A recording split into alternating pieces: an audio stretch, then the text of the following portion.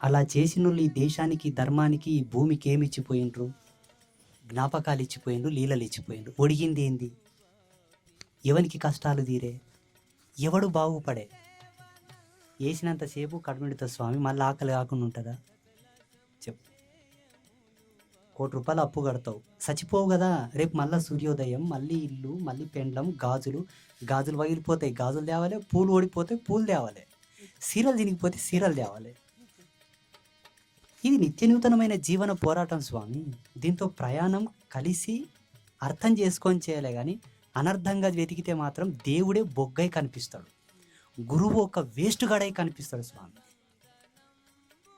అంటే నీలో ఉండదు, ఇక్కడ దొబ్బనికే చూస్తావు. ఏం చేస్తారు వాళ్ళు స్వామి? ఏం చేస్తారు? ఏం చేస్తారు? ఏం చేస్తారు? చెప్పు, ఏం చేస్తారు? నన్ను ఇట్లా చూడడానికే ఉంటే, నన్ను ఇట్లా చూస్తే మాత్రం